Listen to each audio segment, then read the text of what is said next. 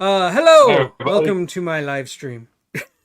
Sorry I couldn't make it last week, but it's that time of year. You get sick. It happens. Um, I might still be a little low energy today. I'm still Yeah, I kind of know. exhausted from it, but we're gonna power through. We also do not have Damien with us today. He's got family stuff. It happens again. But we are gonna get back on the regular schedule next week. The every other staggered week system, whatever. We'll do that next week, and we've already discussed it. I was thinking we are gonna talk about robots and movies that we love. Um, but for this week, And we're going quirky. to finish our conversation about alien invasion movies because we still have long lists that have not been completed that we haven't talked about. But before we get started, of course, let me say hi to the people in the chat. Michael DeCosimo is here. Hello, glad All to right. see you. Lance Hey. is here. Hi, Lance. The unapologetic geek is also here, I'm Wow. not. and and so is Scott. What's going on? Okay. Danny. And greetings, Danny. Always good to see you too. Danny. And channel member Indie Spoats is Hey. here. And the betting window on Thrash is now open. I actually think he's Bingo. going to make it a long time because we dealt with a lot of technical issues before we got started, and he seems to Oh, be coming yeah. in very, very clear right now. So hopefully that'll last. We'll see. And tonight, too. I told And yes, my we all technology miss Mr. Pickles. we're gonna crash tonight or the phone gets it. Click. Oh, guys. Guys, by the way, Sarah is in a really bad space right now. Her dad died, and it ends of the Oh. month. She's got to be out of the house that she's at right now. So, Well, my I'm heart pulling goes for it. out to her. That's terrible. I understand. yeah, double whammy. So, All right. So as usual, I will try to keep up with the chat. I'll try to say hi to people as they show up, like my mom. Hi, mom. How's it going? Um, and Mom. Are you feeling better too? She had that fall and had some nasty bruises. oh didn't yeah, she hurt her knee. Yeah, but she's doing better. She's doing okay. I don't want to get into the details. oh, Let's no, no, see. no. Yeah, I'll try to keep up with the chat, but no promises, because as usual, it's hard to keep up with everything. And I'm not Thrash. I can't do it. It's tough. Um, No one knows more it than is me. It's very tough. And And as people Thrash get knows, spiteful. if you start just doing the chat, you like any plans you have are gone because it just becomes about the chat the whole time. Yeah, and Hi, people get Warren. spiteful when you miss it. Like, They do. They go, did you miss my said something. my comment? you deliberately aren't reading me. I didn't see the comment. It was like, I'm sorry. I'm sorry. I'm not superhuman. How dare you get 12 minutes behind in the chat? well, it's like a ticket tape. It just keeps going and going and going and going. I imagine like the old 1920s like stock market tape Yeah. that they would Yeah. get, right? Like you're just like going, good God. My favorite is when Thrash says, "I think I'm almost caught up," and he's like, "Not even close." I'm like, All right, I just have to skip ahead. Okay. And I missed a so really important comment. I guess without further ado, we're gonna continue our conversation, and I've got. Am I still here? What happened? That was Oh, weird. yeah, you laughed Yeah. for a second. we We- didn't we- put money on Eric. On the home stretch. knew? We were on the home stretch. So hopefully that won't happen again. But yeah, I'm gonna go ahead and get started. And I want to mention a really fun movie that not a lot of people have heard of, and more people should have, because the premise alone is beautiful. And it's a movie called Grabbers. This is from, I don't know, maybe 6 or 7 years ago. This is a movie set in Ireland on a small island city in Ireland, town, village, whatever you want to call it. And Island there town. are these creatures that come from space and wind up like crashing in the ocean and then like crawling up onto the surface and sucking people's brains out and stuff. But the gimmick is that they the only way to keep them from attacking you is to get blitzed drunk. So the drunker you are, the less interested in you they will be, because alcohol is like poison to them, like more poisonous than it is to us. So basically, you've got this alien invasion movie with a bunch of people trying to figure out how to get rid of it and how to deal with it while blitzed out drunk. It's beautiful. It's so good. And of course, Ireland. It's really leaning into its stereotype, and it does it's so good. It's so good. So I can't believe I haven't heard of it. I can't recommend it enough to people because, why haven't more people heard of this movie? It's great. But yeah, when I saw the title, Grabbers, I thought it was just like some kind of knockoff of Tremors or something, but it's not. It's its own thing. It's fun. You got that, Scott? Yes. So it's one that I have heard of, and I have seen like the movie poster, or DVD cover. Yeah, it just looks like a HVHS Kraken or something. Yeah. Right.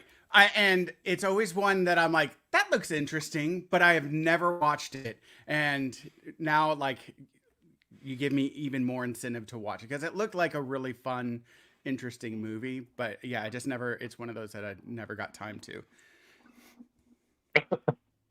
And it's free on Tubi. Awesome. Woohoo!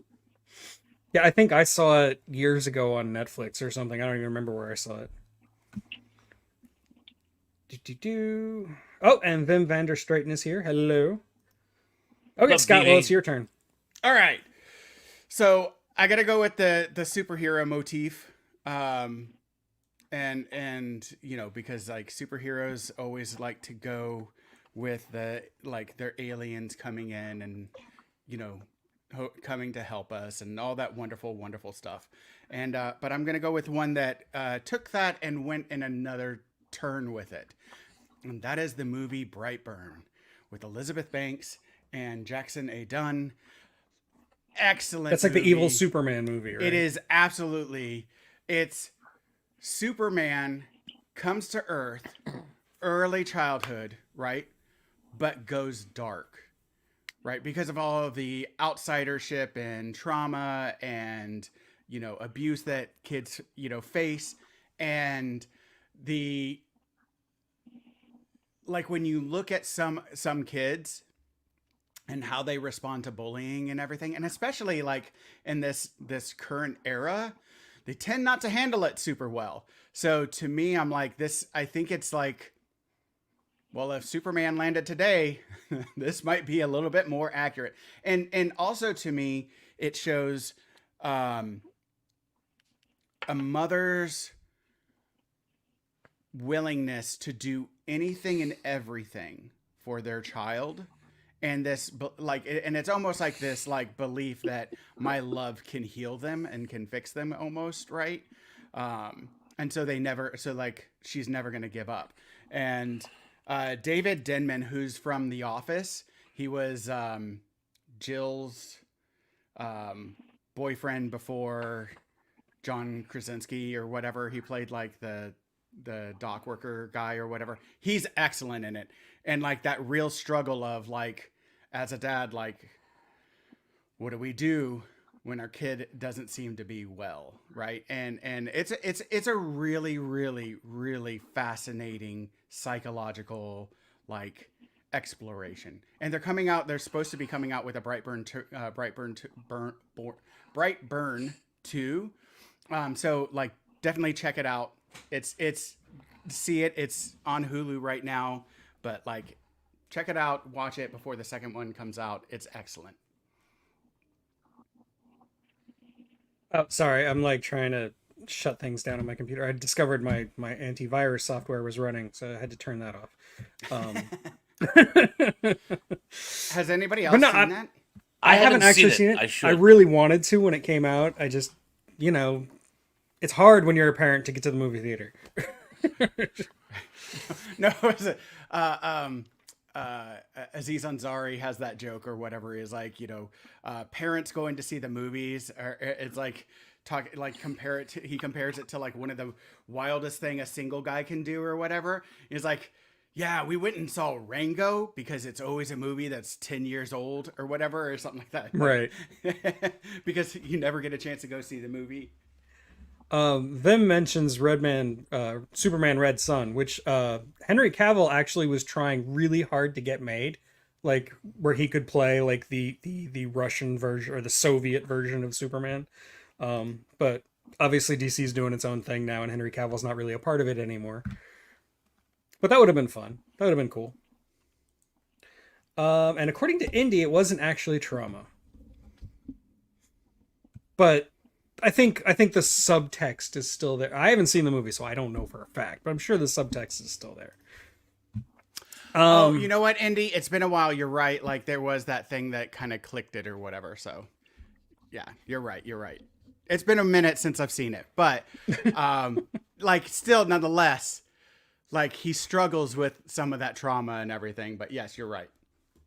And I don't know, when I talk to my son, and he talks about his high school experience and how people treat each other in high school, it's like a fairy tale land compared to my high school. Maybe it's because I grew up in like a super rich, spoiled, crazy town place, but like he thinks everybody's great. He thinks high school's fun. He like looks at 80s movies and thinks that high school is some kind of dystopian nightmare in 80s movies.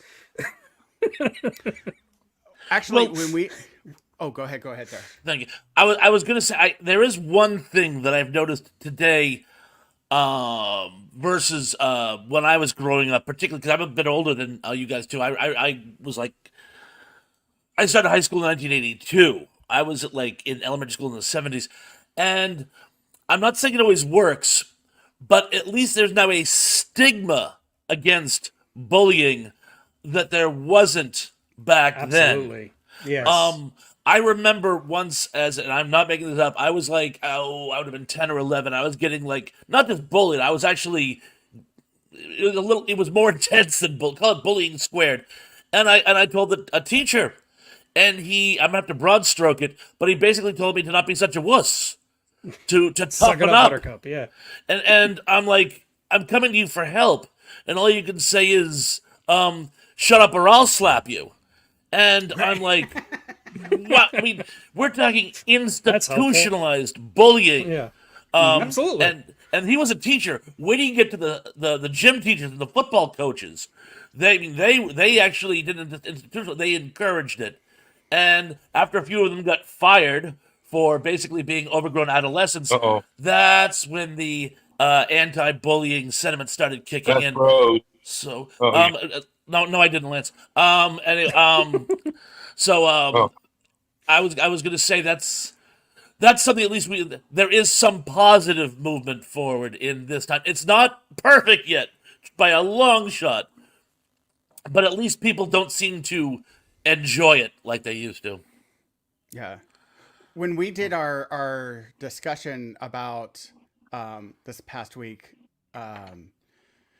on the other about dating and From Here to Paternity. Yeah, on From Here to Paternity, and when we were talking about dating and things like that, I had talked with some of the teens in our neighborhood and with their parents and stuff like that, and that seemed to be a theme, is that the kids nowadays tend to be much more supportive of one another, and Yes. you know, the things that were like that you had to keep quiet about, like, again, even something as simple as Dungeons and Dragons and comic books and things like that, like that you had to hide, you know, from peers or whatever, lest you be ridiculed and swirlied.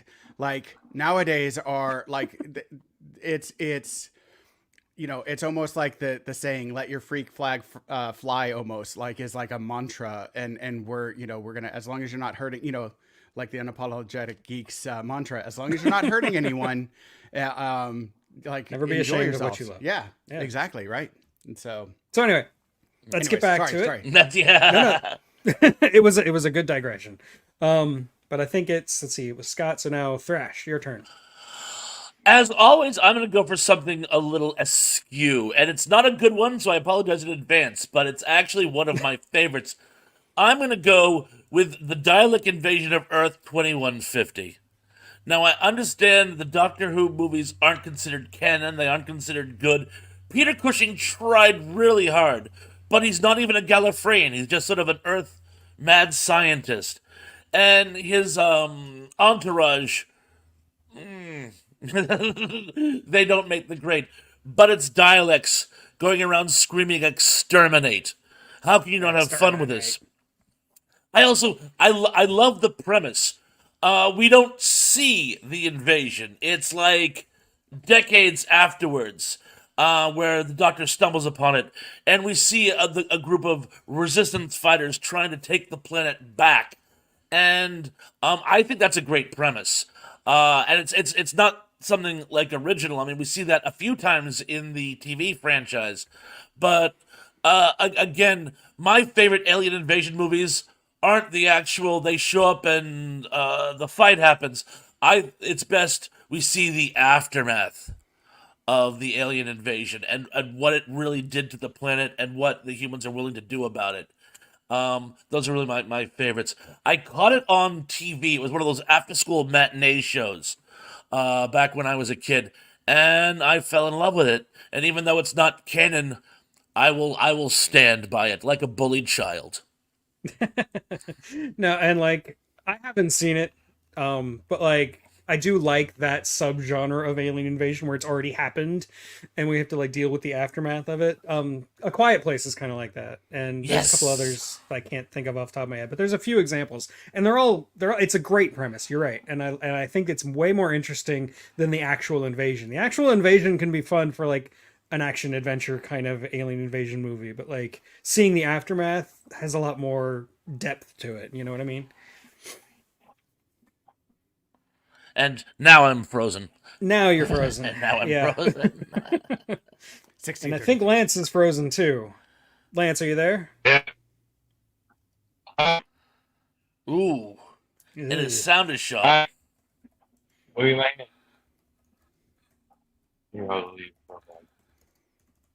Oh well. Sorry, Lance. You kind of turned into a Dalek there for a second. Yeah, no, X-Dan. You guys can still hear me okay, though, right? Oh, yeah, you sound fine. It's just you're frozen again. For whatever reason. And I'm making a great pose. I'm like, I've come to bury Caesar, not to praise him. So I'm going to leave it as was. Hi. There he is. Hey, now you're clear.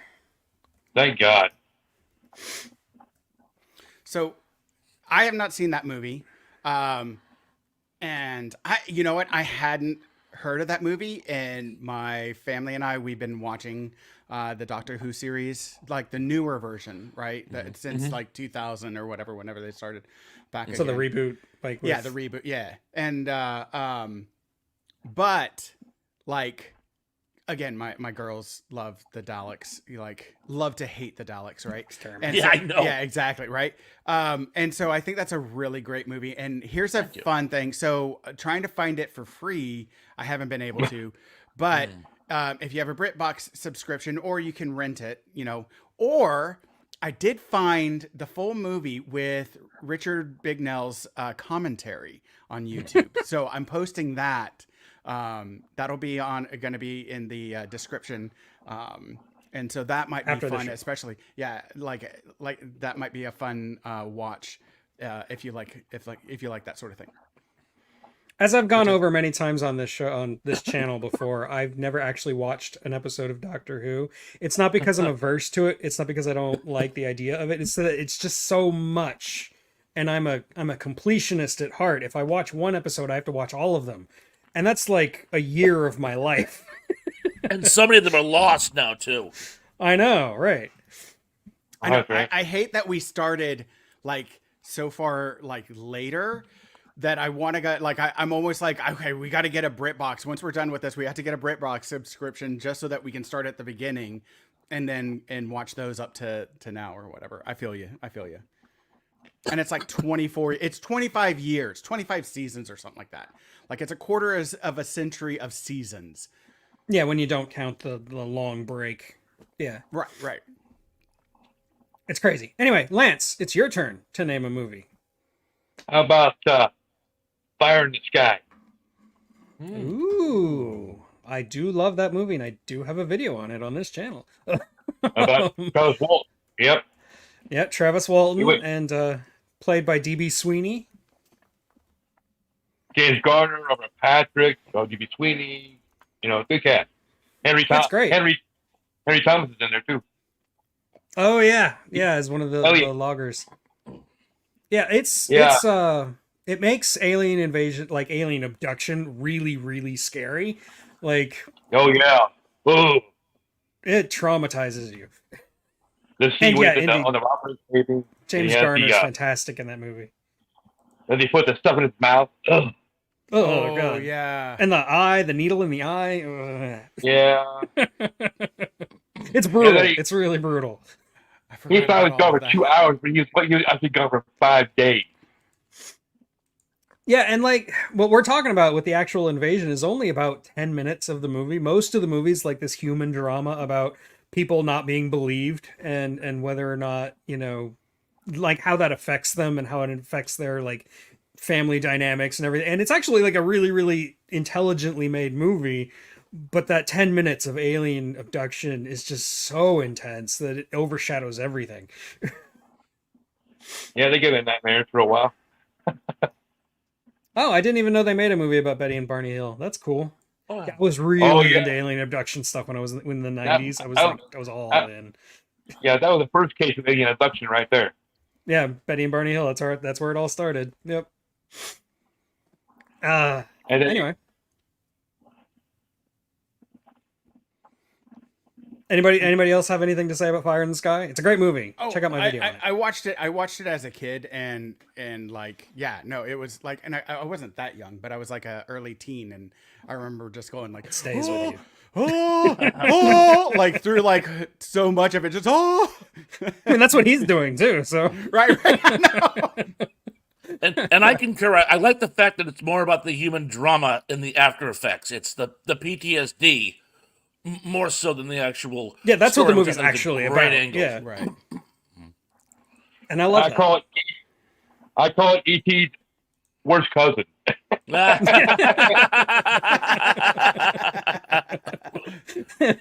done. Nice. Okay, so I saved this because Thrash couldn't make it last time because he was having issues. Technical issues, not any other kind of issues. Oh, no, I cover all the bases. But I did want to mention Godzilla movies because there's so many of them that are basically alien invasion movies. Yeah. It starts basically with Ghidorah, the three-headed monster. I think that's the first one that's really like straight up an alien invasion movie, where it's like the Venusian princesses like sending Ghidorah to attack the Earth. And I don't want to talk too much about that movie because I'm making a video on it, but I just love when Godzilla is willing to go all out and just be nuts. And I think the best example of that, of Godzilla just going completely insane, is Final Wars, which is also an alien invasion movie, but it's just, it's completely insane. I love it. It is so great. And there's the scene in it where Godzilla attacks the Godzilla from 1997, which they just call Zilla, and it lasts about 5 seconds. It's great. It's so good. He throws him into that thing and shoots his atomic breath and blows it up and it's over. Yep. It's just a blast. It's ridiculous and it's stupid, but it's so much fun. I like the fight with Angarius, Rodan, and King Caesar. That was a good fight. Yeah. It's a movie where it's just like you're just playing with all the Godzilla toys, like all the Godzilla toys are fighting each other. It's great. I think it's the first time ever but one person was missing, Mechagodzilla. That's true. There was no Mechagodzilla, and that does hurt me because it's one of my favorites. but there is Mecha Gigan because he was. Yeah, he was like reborn. Yeah, that was cool. He had like the chainsaw on his like chest and everything. That was crazy. Anyway, so yeah, I wanted to mention Godzilla because obviously I love Godzilla. I like that one guy, the mustache. Eric, do you have a Godzilla? Oh yeah, Eric, do you have a Godzilla playlist? I can make one. Yeah, I mean, I've only covered the problem is that I've covered a lot of movies that are Godzilla adjacent. Like I covered Mothra and Rodan, but I don't think I've made a playlist yet. I can do that. I've only covered, I think, 2 actual Godzilla movies so far, but I'm working on my maybe make third a kaiju playlist or something like that. There you go. Or just a Toho list, because I also did get King Kong Escapes, which is Mechanic Kong. Yeah. It's great. And that one has Doctor Who in it. If you make that, I could just like take that link and just put it like y'all just watch all of these. Just watch. Okay, I'll do that as soon as this is over. I will definitely do that. Yeah. Especially since I'm about to add to it. Right. I just can't wait for Godzilla and Kong X. Oh no, yeah, I saw a preview for it last night when I saw Dune, and I'm excited. Really? Again, it's another like just Godzilla being silly and fun and crazy, and I love that kind of Godzilla as much as I love the serious Godzilla -1 and regular Godzilla. You know, that's also great, but I also just love it when it goes completely out of this world insane. It comes out at the end of the month, though. That's when it comes out. Yep, very soon. So yeah, because it's already March. About 3 weeks. It's weird to me. My favorite Godzilla. My favorite Godzilla is Barbra Streisand Godzilla. Nice. She was too old to play that part.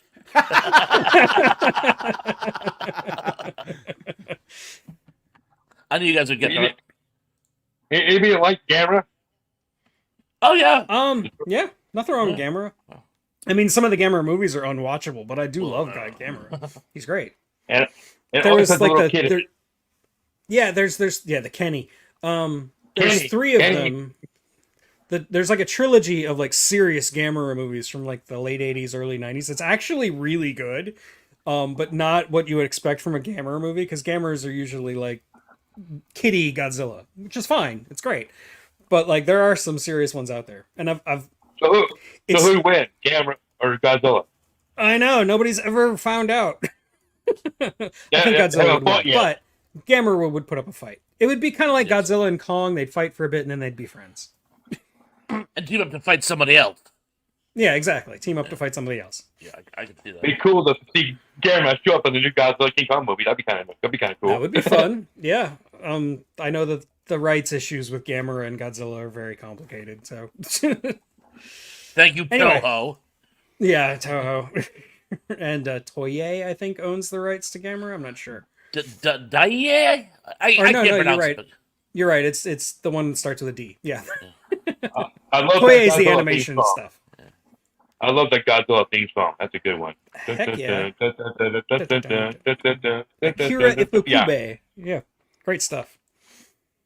Yeah. Anyway, anybody else have anything to say about Godzilla? Well, I mean, I could make a whole video about Godzilla, but You can make a lot of videos. It's one of those You go all franchises. It's one of those franchises that, like, you know, superficially is just amazing, but then, like, especially like a lot of the commentary that you bring up, Eric, like where you go a little bit deeper with some of the messaging and of it, and all of these different things, and then also on top of it, like, you know, I also think of it as like, what if you are this creature who's here alone, that's everyone's scared of, almost like a Gulliver's travels, like in Lilliputian or whatever.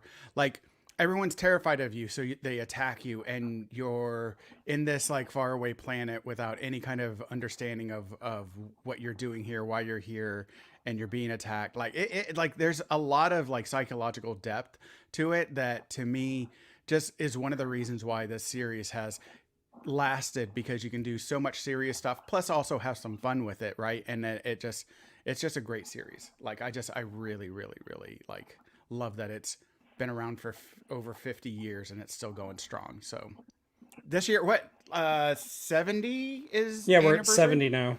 Yeah, Yeah, good 1954. Lord. Yeah, Crazy. 70th anniversary. That's just amazing. So yeah.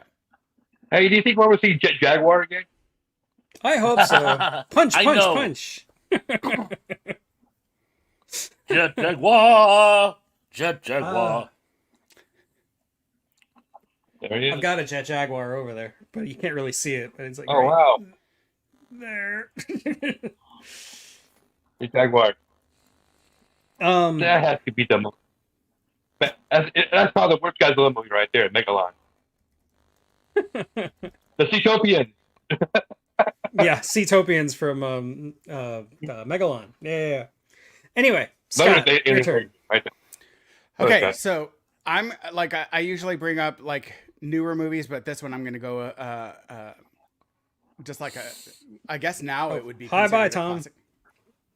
Hey, I gotta bring up The Abyss, just like because yes. not only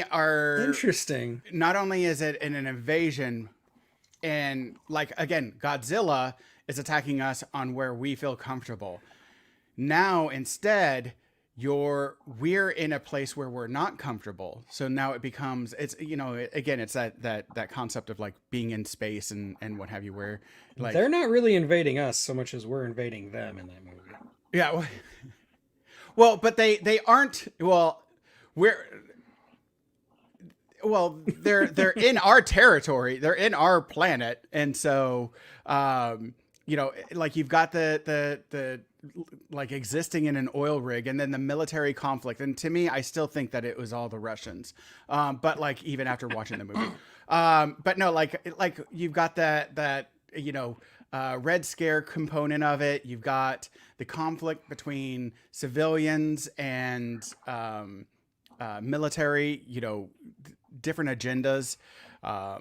All of these different layers playing through, and I still want someone. I need to find if Indy, if you know where this exists, I want to know the physics of can that ring truly hold off a hydraulic metal door from closing in on I think it's Ed Hearn's, so that it doesn't, kill him. His wedding ring holds the door. I'm like, I want to know the physics on that. Like, but it's great. Like our love will conquer all. I just it's just a gold veneer around like adamantium or something. Right. Because if that's a solid gold ring, there's no way that would hold the door. No, it's like that's weaker than your bone. Yeah, it's some sort of like titanium, like funky like ring or whatever that he has on. But it's like I'm like, there's no like I'm like, what is it? Like it's one of the great things about 80s movies where you're like, when you go back and you watch them and you're like, I get the layers, but then when you try to be a literalist with it, like you're like, that's a little bit funky. Come on now. And so, but anyways, it's to me, it's a great movie. It holds up. I watched it recently. And so, and in fact, Did you watch the director's cut? No. Or the original cut? You missed the giant tidal wave. That's really important. Oh yeah. I don't know. I watched whichever one was on Hulu. And so, but no, as I'm watching it. Hi, Sean. Awesome comment. It was the blue toilet water on his hand. Oh, also in that movie, amazing use of a rat. Yeah. Right, to play on your emotions, and also like, so I'm watching it, and my youngest daughter, who's like 9, is sitting there doing like a little art project, on the couch, next to me. And there's certain parts where I'm like, don't look, when they're going through the old sub that's like got all the dead bodies or whatever. I'm like, don't look. But then like she looks up when they're like explaining the oxygen liquid, and like they use the rat to demonstrate it, and she's like, what are they doing? I had the exact same reaction when I watched it as a kid, like that poor rat.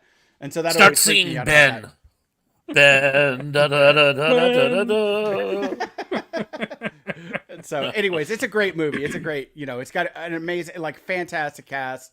I really loved how the military guys were I think they played them really well, but the oil rig crew, like, and just like how just salt of the earth, like not polished in any way, shape, or form, just average person, living in an oil rig. Like, I think they just did a really good job. And then, of course, you have the conspiracy nut that you have to have on every single one of it. Like, there has to be at least, one of those on every oil rig, if not like 15. And so, it's like, it's great. It's great. It's Ed Harris. I said Ed Hearns. Ed Harris. Like, he's phenomenal in it. Mary Elizabeth. Master Antonio. Yeah. Thank you. I was not gonna try Michael that. Biehn? I was like, Michael Michael Biehn, of Biehn. course, is the oh yeah, guy with the depth pressure Cookie. sickness. Yeah, Yeah. he's fantastic. And Chris Elliott has a small part in it too, not playing a silly person. nice. Yeah. True.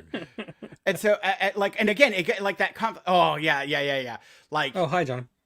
like when I forgot that he was in it. And I love Chris Elliott, like, in so many of the shows and movies that he does. And I love, like, anytime I see him, I'm like, yes. I don't know why. I love it. And yeah, that breathing gel is a real thing, but you can't do it for more than 5 or 10 minutes because you'll wear out from exhaustion because it takes a lot of work to breathe in liquid. Right. It does exist, but you can't really use it the way it's used in the movie. Right. And to exert that much oxygen or enough oxygen out of it into your lungs, it takes an extreme amount of effort because it's so much more viscous than air. And so Yeah. I just wanted to bring that up as the nitpicker, but you know, it's still like a cool piece of tech he integrated into the movie, which I like. And we'll get there. I'm sure we'll get there. Like I'm certain we'll get there at some point in time. But yeah, and in true James Cameron fashion, you can't bring up a movie of his without talking about the special effects. And the special effects in The Abyss were groundbreaking. Like this was like brand new, amazing stuff, leaving people's jaws on the floor when you see the water tentacle forming faces and stuff. I mean, we couldn't do that T2. before. Yeah, it was T2 came after that, right? Or was it before? I don't remember. But yeah, it was the same basic technique. Yeah. Yeah, it came out like way after, like a few years after that, right? Really? Yeah, I think so. Yeah. Because this is '89, and so T2, I'm pretty sure was like 91. 92, 91. Okay, yeah. So a couple years then. T2 is 91. I trust John on this. He's a Yes. James Cameron fanatic. Yeah. So I knew it was like the '90s. I was gonna say 93 or 94, but I would have been. So I'm glad I did not. But yeah, no. And you know. I have Again, not it's covered T2 on my channel because if I covered T2 on my channel, I'd get very controversial. Uh-oh. Eric likes his subscribers. I haven't even covered the first one on my channel yet. I want to because it's all about like James Cameron starting as a director, you know, like it's really important. But anyway. Wait, no, that's the Terminator. Guess who they wanted for Yeah, the original the original Terminator? Guess who they wanted? Lance Henriksen was supposed to get that role, but went to Arnold. Right, that's true. And so Lance Henriksen got a role of the cop who just gets shot. Yeah. That would be different. Yeah. Okay, whose turn is it? I believe it's mine.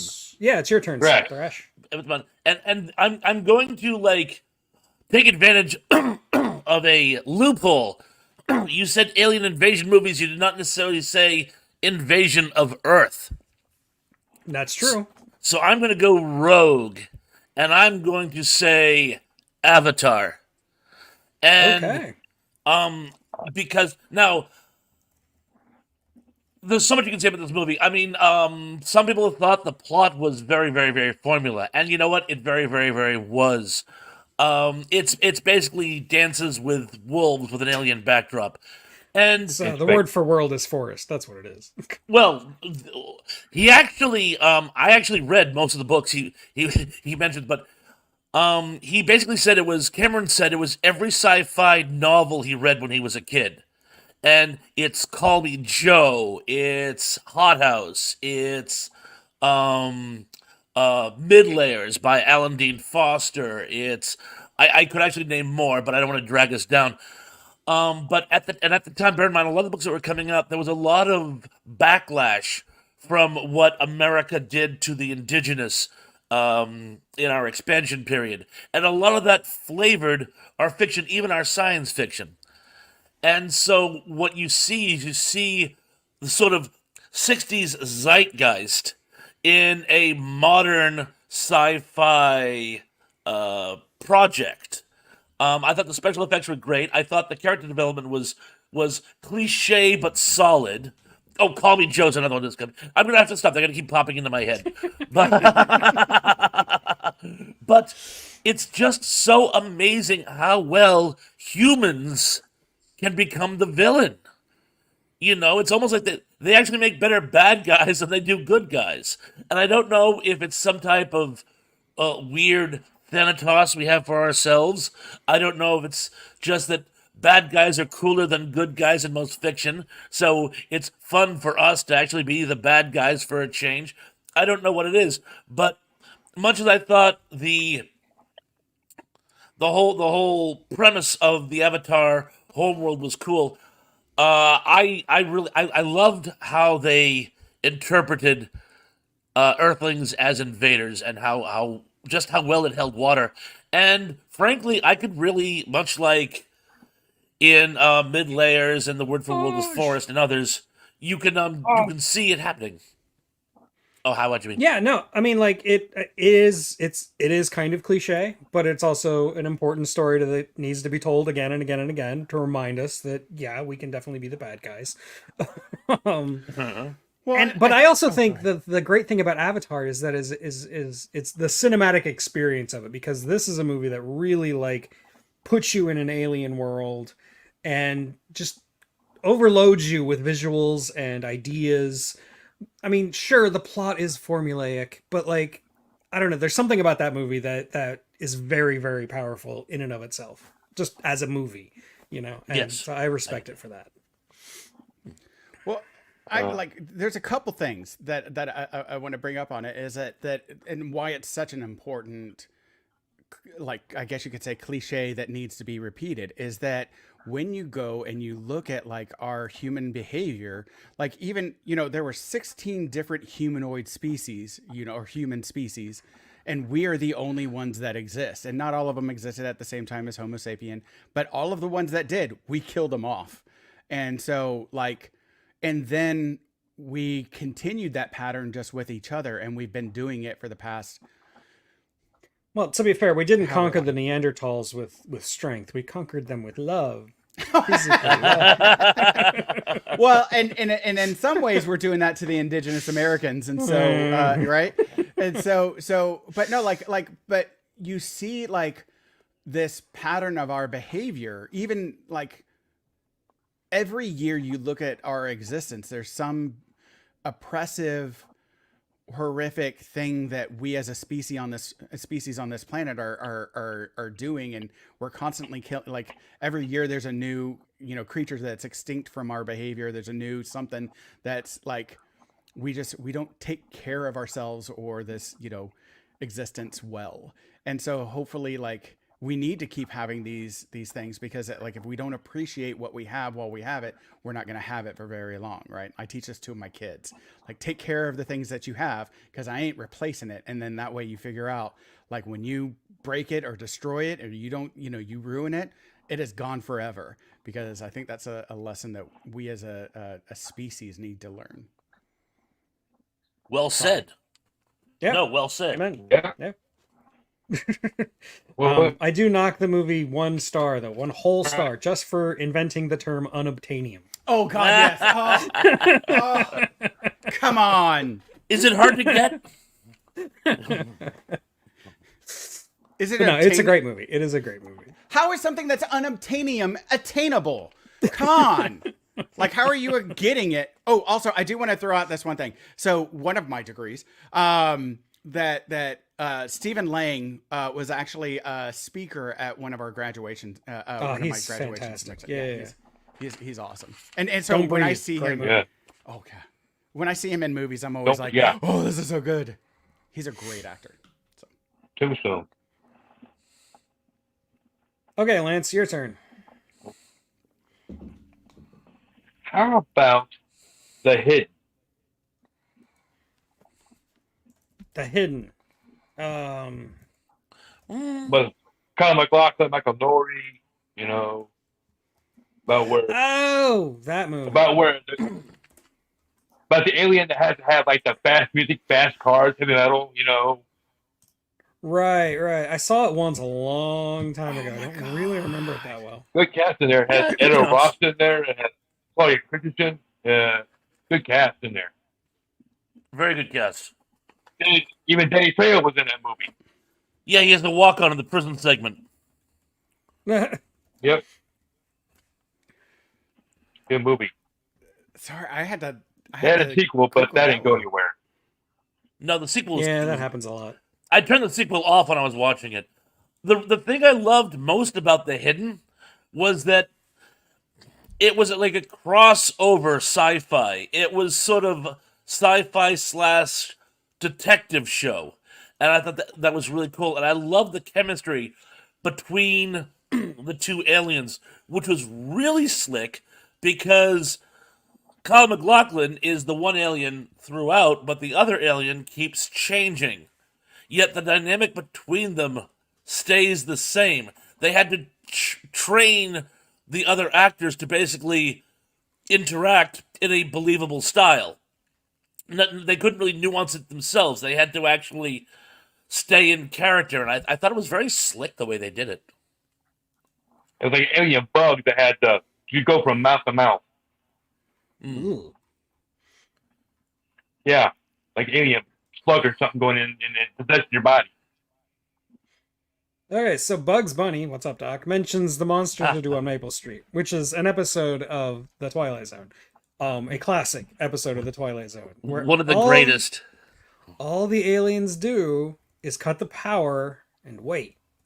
And we basically destroy ourselves. It's great. It's a fantastic little episode. And they did remake it for the like late 90s Twilight Zone, and it's still good. They kind of made it more about like terrorism or something, I don't remember. But it's not as good as the original, obviously. It never is. They added a race card, which I thought was slick.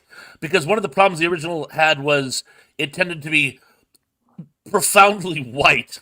And there is a certain amount of diversity in this country, and was at that time, too. So I like the fact that it was at least read into the record. It didn't really work, but I'm glad it had become the elephant in the room. No, yeah, that's true. And some of the later versions of 12 Angry Men did the same thing. Yeah. And Eric did a review on that one episode. I did, because I am reviewing all of the Twilight Zone. God help me. Arduous task. Oh, by the one way, season at a time. Almost done with season 1.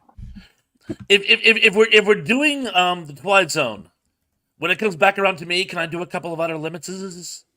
If you'd like to, sure. Thank you. Because there's two in particular that are amazing, but I'll wait till it gets back to me, of course. But now it's my turn.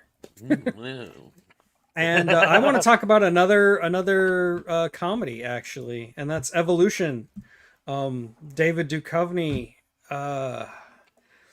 It's basically like Ghostbusters, but instead of ghosts, it's aliens, and it's like this like evolving bacteria that just like quickly becomes bigger and bigger. And it's a very silly, very stupid movie, but I love it. It's a lot of fun.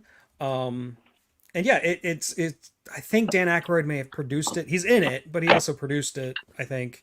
And it does feel like Ghostbusters. It's trying to be Ghostbusters. It's that same kind of humor. But it's also David Duchovny. Yes, that one. I love that movie.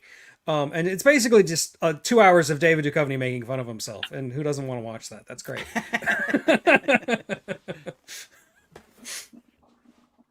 That's all. It's a good one. I love that. Orlando Jones. Yeah. Orlando Jones, Sean Scott. Yeah, Sean William Scott. Julianne Moore. Yeah. Dan Aykroyd. Ted Levine.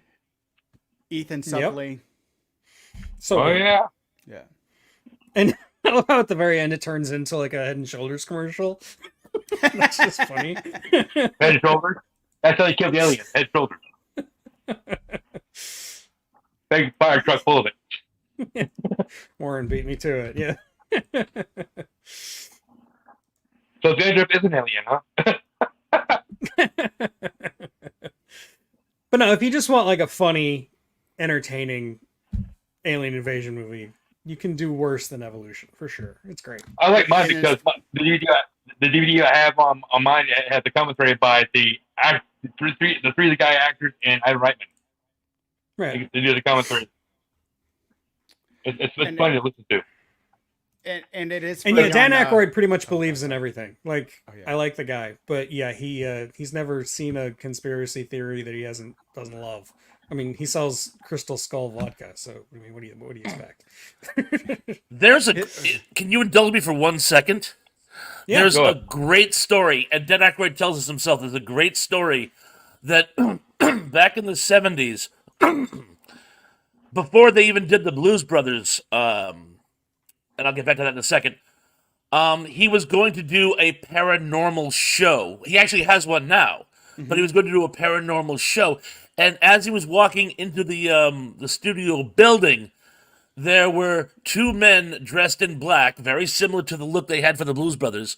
Two men dressed in black with a black car coming out of the studio. When he walked in, a very shaken producer said, "Oh, we're not going to do your show, by the way. It's been canceled."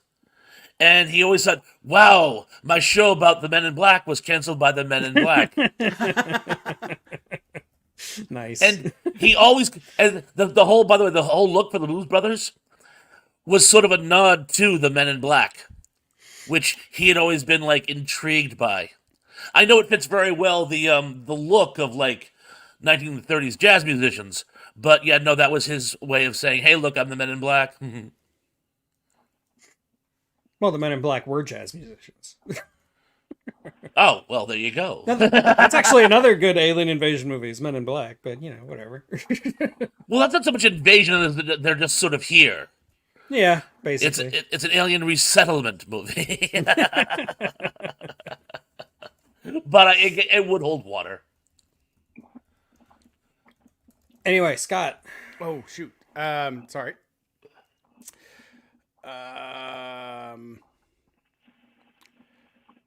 I'm gonna go with, actually, you know what? This is a one that I think you and my wife introduced me to. That they made an amazing book that they made into a phenomenal movie. I thought the movie was really good. It's Ender's Game. Just a great series, and I don't know if it quite qualifies as an invasion per se, or a galactic war. Would you count that as an invasion? Or I would count it as invasion because it's the response to the invasion. The aliens invaded, we repulsed them, and now it's a counterattack. Okay. So yes, I would count Basically, it. yeah. Yeah. I thought it was a really, really good movie. I thought that, again, like, no movie is going to hold up to the, not always, but most of the time, a movie is not going to hold up to the book. But I thought it was a really, really well done. I really love the book series. It's a great book series, and I was never much of a sci-fi fan growing up, though I enjoy plenty of sci-fi movies. But like, this really started me getting, like, reading this book. I was like, ooh, I fully get it now. Like, it really, I don't know why this book did it for me, but it really clicked. So, Well, there's a lot of political philosophy hiding in the book. Oh, yeah. Especially the book. Yeah. I really like the second one, Speaker for the Dead. Yeah. And there's also a different Ender's Shadow where it's like from Bean's point of view. That's pretty cool. But no, the movie's fine. It's ambitious. It does well with some of the like zero-G training sequences and stuff. It's not perfect, but I like it for what it is. It's not the definitive version of the story, but it is fine. Yeah, I liked it too. I had a friend years ago, like when I was in high school, who was absolutely obsessed with that book series. I think that said more about him than the series. But but when I saw the movie, one thing about the movie I gotta say is, and again, this is a compare and contrast book to film, but there were some very important subplots they left out of the film, which I thought could have really Agreed 1,000%. Yeah. Thank you. Yeah, which it peppered it. But there's one thing. No spoilers, but I gotta say that, remember in the film, there's the leader of the whole unit says, when the war is over, then we can talk the what is it, the emotion, not the emotional, not ethic, the ethics of sending children to fight our wars and yada yada blah. And in the book, they do. When the war's over, he's tried for war crimes and executed. And I thought that would have been nice if they'd left that in. Yeah. But I thought I did enjoy the film. No, nowadays with like long streaming services, I think you could make Ender's Game into a miniseries and it would be better than the movie. But Yes like I and said, yes. I do like the movie. I do own the movie. I do watch the movie, but it's not the book. I mean, how could it be? Right. No, and again, like the book is such a complex thing, but I think again, that's one of the issues that I think with the medium is that because no book is showing the walking steps down a hall, right? And that takes time to actually, like they say, they walk down the hall or whatever. All right. So you imagine it and you just move on to like the conversation that they get to. So, but to play all of that out, it would, like Indy said, it would take so long. So to do it just. Well, Tarkovsky would do it. Yeah. True. But like, you really have to, but like, the challenge of the rationale behind why using kids for the for the military and for these things, and like one of the things that I would like to see nowadays, because now we see the rates of PTSD with drone pilots, which are really high, right? And some of the complexity that we've seen now that we have something kind of similar to this, of these drone pilots going into like a shopping mall, like a shopping mall or a strip mall, like to go and fly these planes and then driving right home, because and their rates of PTSD much higher than they are with even pilots, right?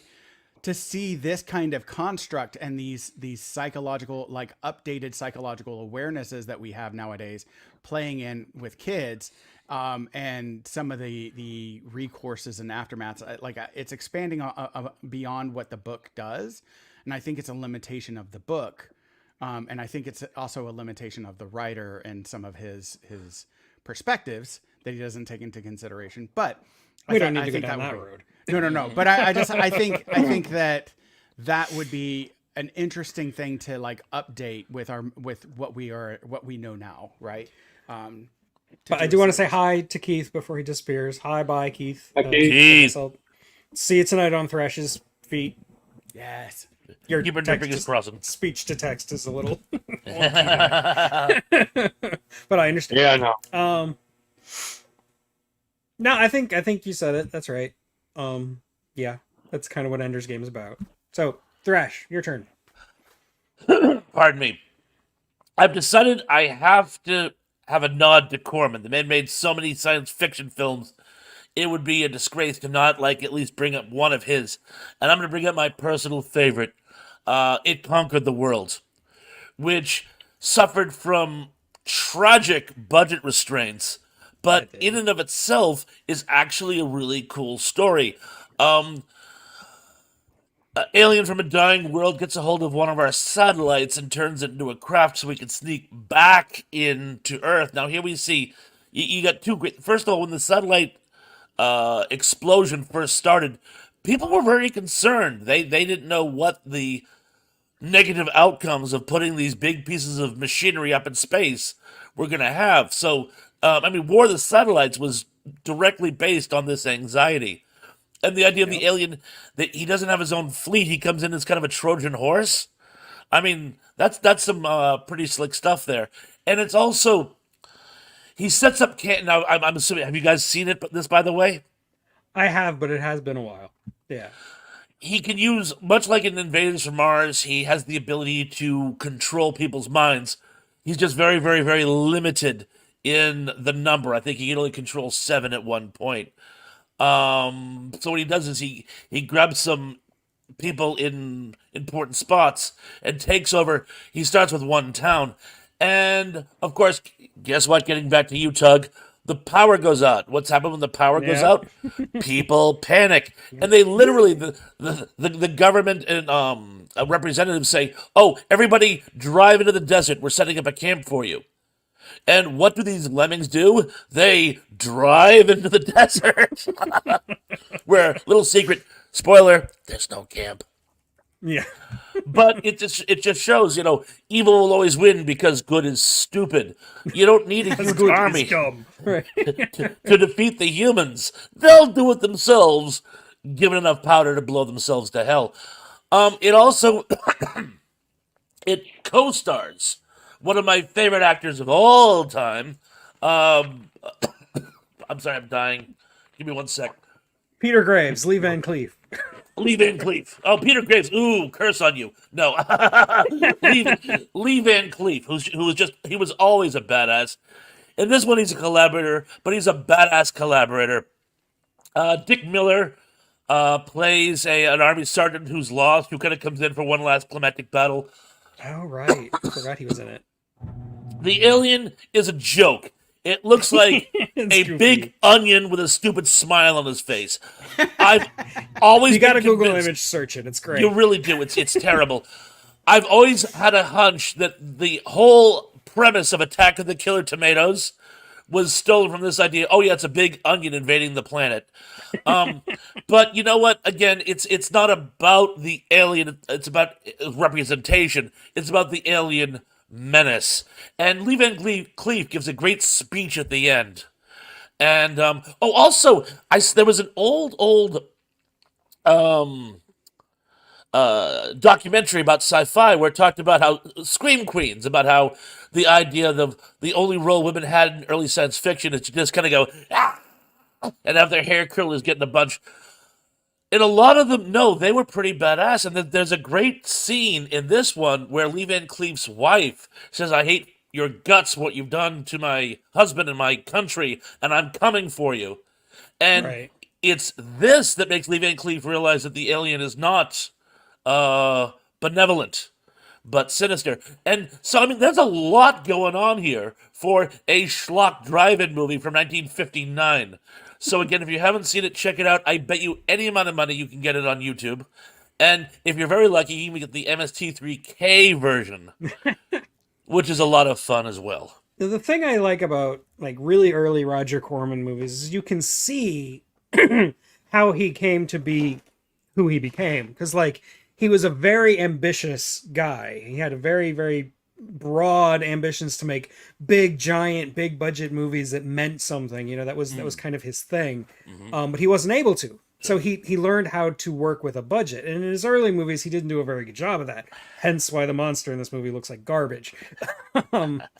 But what he did later in life is he learned how to make big, ambitious movies on a tiny, tiny budget. He gets like a lot of flack as a B movie or Z movie director who just like produced a bunch of garbage for drive-ins. But like the guy knew what people liked and he knew how to make money on a budget. And I think he deserves a lot of respect for that, Very well said. Yeah. And yeah, Indy is right. It's 1956, not 1959. But I knew someone would know. Thank you, Indy. And of course, it would be Indy. Of course it would. and I found it. It's on YouTube. So the link will be there. But the runtime is not very long. It's only like a little over an hour. So yeah, 1950s sci-fi is pretty standard. Yeah, Right. It was one of the ones. It was made to be a double bill. Yep. yes, So you'd link it with something else. right. and if it was an American International movie, if it was, then it was definitely a double build with something else. And the ones that I found to find it by itself was interesting, but there's a whole bunch of like double bills when you go on YouTube to find it or whatever. So I found just by itself. But yeah, it's really like, again, the head what would not die or whatever. The head that wouldn't die, Yeah, the brain that wouldn't die. Yeah. And so like no, like these really are, especially if you're able to get them in, are great movies. Thank that you, Andy. Oftentimes have a lot of great subtext and everything, like Thrash talked about. So definitely watch that if you get the chance. Well, now that you told me that it is American International, Indy, you got to tell me what it was double billed with when it released. Give me a second. I used to know this one. Oh, really? I Wow, did. That's some trivia. I used to know this one, but I'm drawing a blank. Sorry, guys. Lance disappeared. I think it was supposed to be his turn. Of course. We can circle back around him when he comes up. Oh, thank you, Indy, the she creature. All I could think of was the day the world ended, and I knew that wasn't right. That's not right, yeah. Although that would kind of qualify. Actually, the ones that one of the ones that I found was the day the world ended, and so yeah, that is an alien invasion movie. That would count. I haven't seen it in forever. No, that's World War III.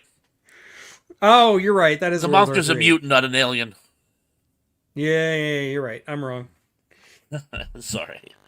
No, it's good. You said it before Indy did. I'm sure Indy was already writing the comments. He was already typing. Indy can only type so fast. Okay, I gotta share an Indy story with you guys right now while we're waiting for Liz to come back.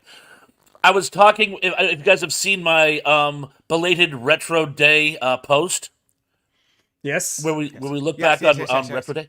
I was talking about making mixtapes and what a big deal that was in the 80s. And I was always torn between putting, if I was for a girl, naturally, putting some kind of gooey love song or Blue Oyster Cult. And in my case, guess what always won? But I said I did have one song that I always managed to add on there, and it was Journey's Open Arms. And as if he looked into my mind and saw where I got it, he goes, "Oh yeah, the heavy metal soundtrack." Heavy metal. I'm like, "Yes, you're right, Indy. I did have the heavy metal soundtrack, and that was the only gooey song I had in my repertoire. So well put together." Elementary, Sherlock. I started re-listening to that soundtrack when I made a video on heavy metal. So I knew that instantly. one of the best soundtracks ever. The only song I don't like on that soundtrack is True Companion, and I love Donald Fagen, but for some reason it just don't belong on that soundtrack. It does seem out of place. I'll give you that. I mean, I don't mind it, but you're right. It seems out of place. Fright Night had a great soundtrack too. I'm back. Oh, hey, Lance. Hello, Lance. Welcome back. There we are. Sorry, I had to answer the door. Sorry. No worries. Yes, Danny, I did cover the thing from another world. It's one of my very first videos, though, so I'm very embarrassed by it. But it's still there. It's still up. You can still watch it. And yes, he's a walking vegetable. Oh. I got one. Speaking of Peter Graves, that was his brother, James Arnez. Yep. I didn't know they were brothers. That's weird. Yeah. I didn't know that. They still had that something I didn't voice. know. Yeah. How about Signs? Oh, Signs. Yeah, that's Signs. a good one. I like the part where the kids are looking at that down the pathway and they see the alien go from the bush to the other building. Like, whoa. Yeah, that stays with you. So, I brought that one up in part 2. Yeah, we did talk about it. Or Damien did. So, that gives you an opportunity, Lance. Do you have a second one? How about Starship Troopers? I mean, that does count. Yes. Yeah. I'm going to keep my mouth bring that shut. up last time, but I know Eric's feelings, so I brought Ender's Game instead. Thank you, Lance. Go for it, brother. Hey, that has a good cast in there, too. It does. Clancy Brown, like the Ironside. Everyone fights. No one quits. Denise and William Cunningham in that movie, too. As the science teacher. Mm-hmm. When they have to open up the bugs up. The best supporting character, though, I feel in the movie has to be Clancy Brown. Yeah, it's Clancy Brown. He steals the movie, and he's only in really 2 segments. Really one. He's the walk on at the end, but and the arm break. Ugh. Oh, yeah. God. And then when had the guy put the hand on the wall and threw the knife in his hand. Ugh. That's Jake Busey, Gary Busey's son. Yep. Right. Yeah.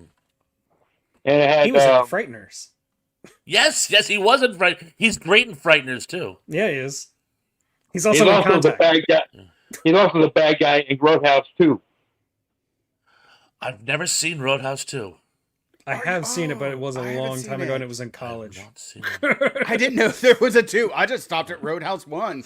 Any remakes? Oh, there's a 2. Trash. Came out like 92, 93 around there. Really? Wow, I'm not familiar with it. I got a question. Now this is because of my age or anything, but anybody discover love from that movie after seeing Denise Richards for and seeing her for the first time. Yeah, just I preferred her in Wild Things. yeah, we're I must confess, I preferred her in Wild Things. And I think we all know the 2 scenes I'm talking about. I'm sure we all yes. remember. Oh no, We're all dirty old men. We get it. 2 scenes, He's not also- 1. 2 he's also- scenes. She's also a Bond girl. She's also a Yes. Bond girl. right. But Yeah, The woman she's, signing she's up. a nuclear physicist. I know. but Hey, guess her name was.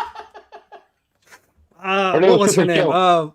Christmas. Sister Right, Joe. right. Because Christmas only comes once a year. Right. I didn't even know if you had a name in Wild Things. One of my favorite anecdotes about Wild Things, it was produced by Kevin Bacon, right? And he's in the movie. Now, Kevin Bacon, in his own contract, in his actor's contract, he has a stipulation against full frontal nudity. Like if you see anything below the waist, he will sue you. But he couldn't sue himself because it was his movie. And he didn't know that shot was going to be in the movie, and it is. He was mad, but there was nothing he could do about it. I never knew that story. That's priceless. Yeah. I didn't know that either. Oh, He will hey, sue guys, himself. Hey, ever seen a movie called Taming the T-Rex I with have her not. and Paul No. Walker? Paul Walker and Dennis Fisher in it. So is Terry Kaiser, Bernie. Okay. Alright. Sure. It's about when Paul Walker dies and he got reincarnated as a T-Rex. Oh, I think I've seen somebody talking about that movie on YouTube or something. Yeah. Yeah, I think that was one of the first roles was right there. That one. Probably like a Brendan Tenold video or something. Oh yeah. I guess it's my turn Yes. again. Yes, yeah, it would be, wouldn't it? We're getting low, so I gotta pick one of my favorites here. Yeah, what's your favorite Denise Richards movie?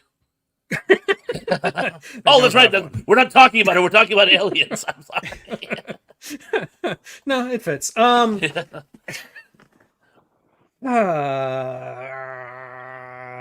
Do you Let's think that go- she got like tiger's blood because she was married to Charlie Sheen?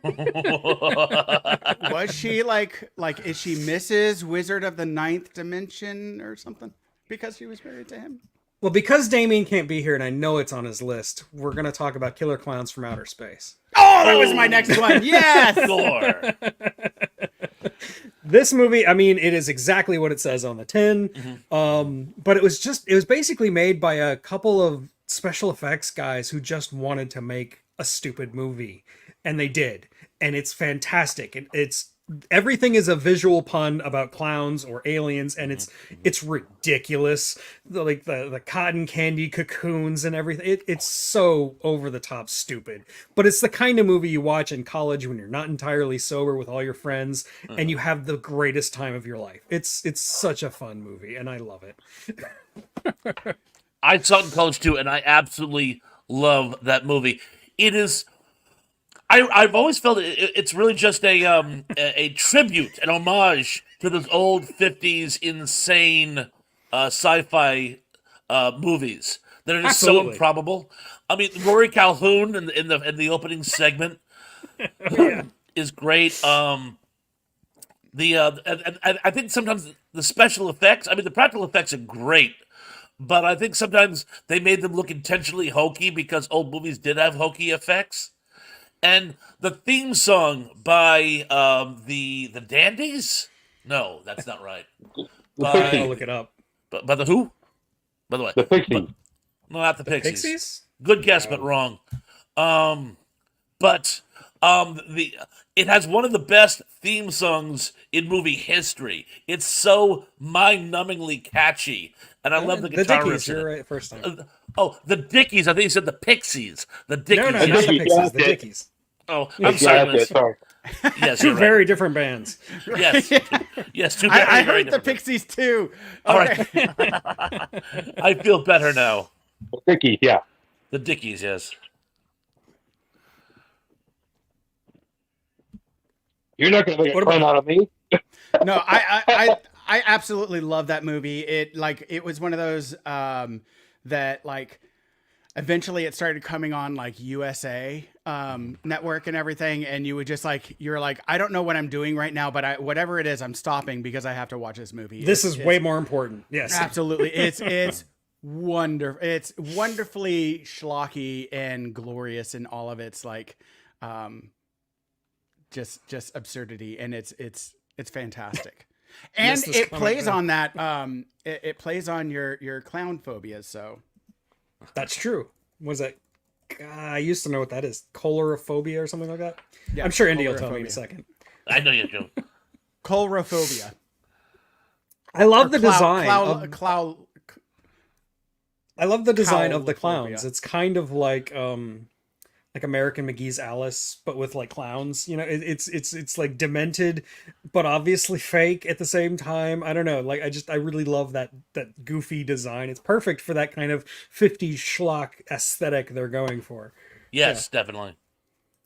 Vim actually beat me to it. Colorophobia. There you go. Yeah. So yeah, that was my pick. So now it's your turn, Scott. You got to find something other than Killer Clowns from Outer Space. I know. I'm like, oh, come on. Okay, so I'm gonna throw out one that I saw like recently, and it is interesting. It is Yes, I do. good, but it's also like a Dan Aronofsky kind of like, what did I just see kind of movie, and that's Under the Skin with Scarlett Johansson. Oh God, yeah. Ugh. Right? Like where there is, and it's like, it's like through much of it, the very beginning, it's a almost like a succubus like approach to an invasion. And if you want to see a man literally deflated, you know. Yeah, like the worst way to possibly die. But it's through much of it, you're like, okay, what am I watching? And in hindsight, I'm like, oh, this is just sort of how it would go. Yeah. Like the fact that I'm a loss for words with it it says everything, that you're just like, wait, what? But it's very subtle, and it to me, it's how sort of like an invasion-esque kind of thing would go. It's very quiet, and it's, like this like slow kind of pace, but also through part of it, Scarlett Johansson, there's a portion, and I loved it because it's the part that like really, it's the part that got me, and like kind of like was a tear jerker moment. I'm like, cause no, not this guy, not this one, right? And like it's there's this moment that kind of calls into question of what she's doing or whatever, and you can see this psychological like exploration and everything. So it's good. It's good, but it's also like one of those like, again, it's like, kind of like Black Swan and esque kind of, where you're like, wait, what did I just watch? But it does provoke a lot of like thoughts and depths and things like that. It's very subtle. It's very, very, it is not an action packed. It's not, but it's one of those that just really makes you think. Yeah, Vim, the movie was, a lot of it was filmed guerrilla style, which means like, hidden cameras basically. I like it because it's a certain kind of sci-fi where aliens are not really, you can't really attribute human motives to them. Like I talked about this a little bit when I talked about Solaris, is that like a truly alien being would be somewhat unknowable. I like movies that do that. Things like this, Annihilation, Solaris, like mind-bending weird movies that have aliens in it that you can't really understand, because the more you try to anthropomorphize them, the further you get from what they're doing, and I really love that. As for this movie, like, yeah, it is disturbing, and I do think people should see it at least once. It's not the kind of movie I ever want to watch again, though. I haven't seen it. I'll have to give it a shot. it's unsettling, but I would want to watch it again just to see like more but it leaves you unsettled, but to get more of the understanding, because now like again I'm reflecting on it and I'm like, and Vim, that makes total sense to me, because when you look at some of it, you're like, this seems too off the cuff for it to be like, for this to be acting, right? It like, because acting has like this knowable setup that's oftentimes just not truly authentic. And in there, some of the conversations, like some of the guys and people in there were like, definitely seemed like it was off the cuff. I do think it's authentic. Weird. I do think it's weird that there are people out there, there are guys out there who can have a conversation with Scarlett Johansson and not realize they're talking to Scarlett Johansson.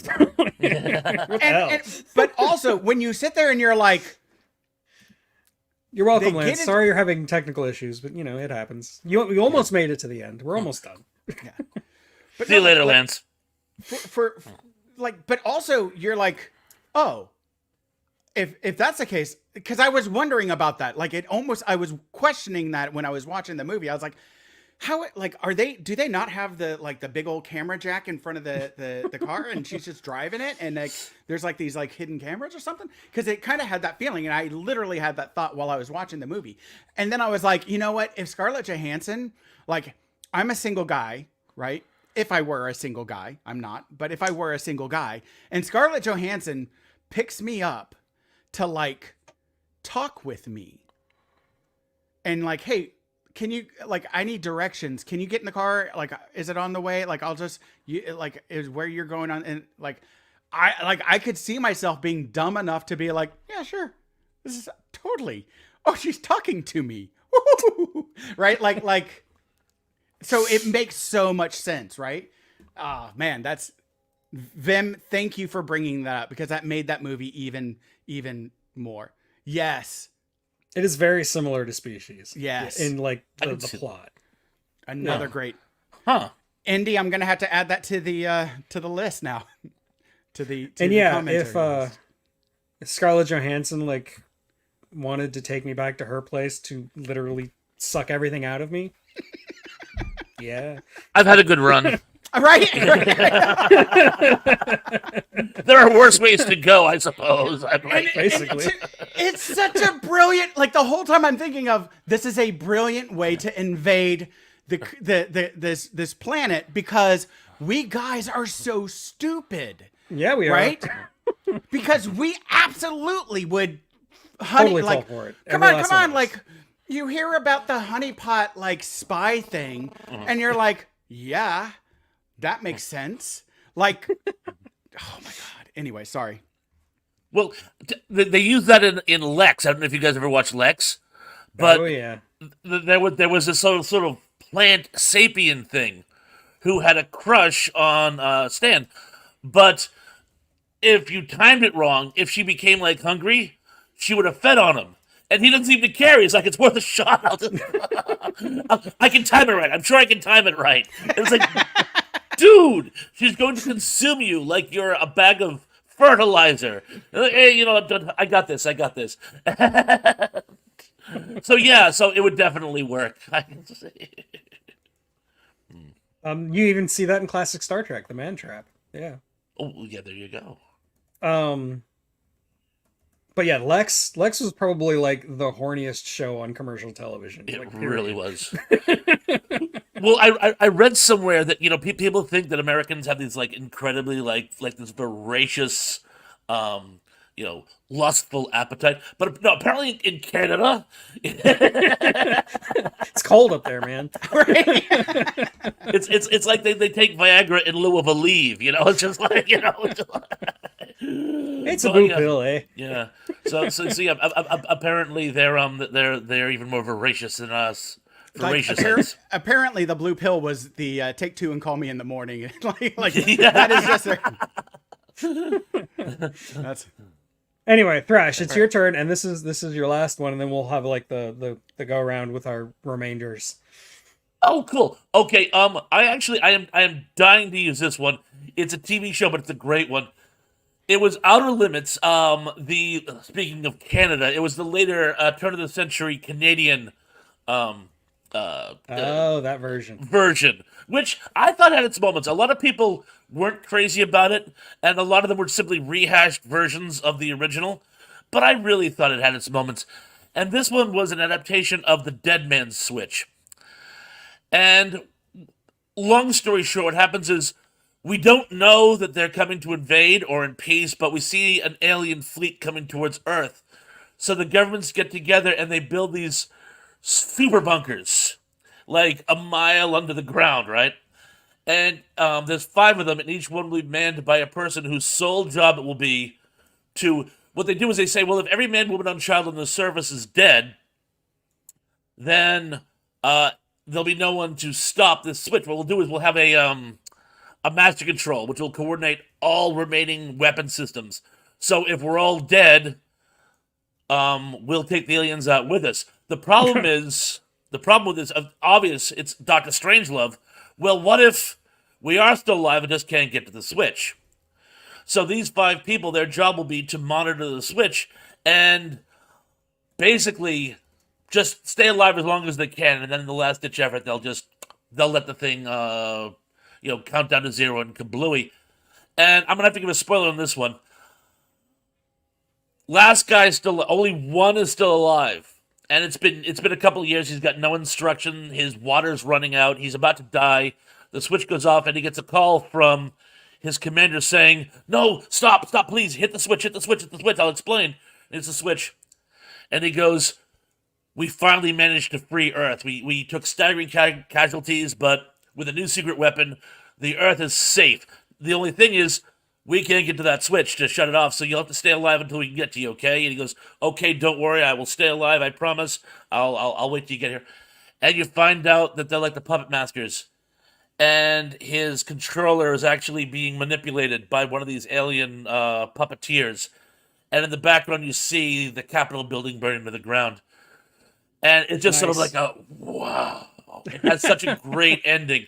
So it actually, I saw that. Oh, it's got to be 25 years ago, and for some reason, that last scene has always stayed with me. And when you can create that type of energy with, again, schlock TV from north of the St. Lawrence Sea, you got to give it to him. Great job, super kudos.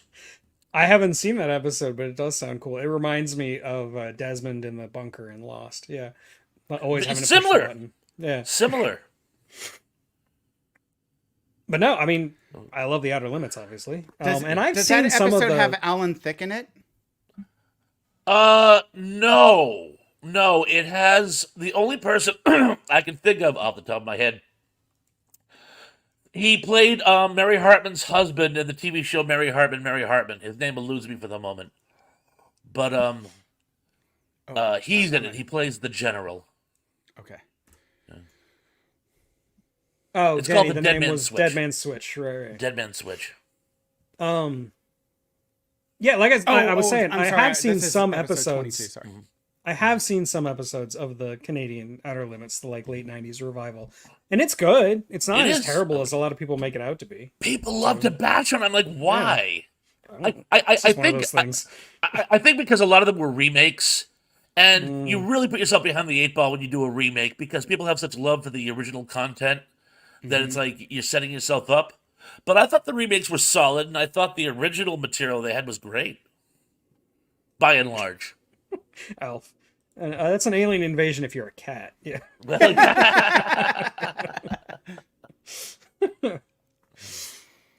Okay, so I think we're running into an hour and a half here. So let's Do rapid finish fire. off our list. This is the last one. We're not gonna have a part 4. Like I said, next week, which will be actually next week, we will talk about robots in sci-fi movies that we love. No, they don't even have to be sci-fi, just robots in movies. But before then, let me just go ahead and rattle off the rest of my list.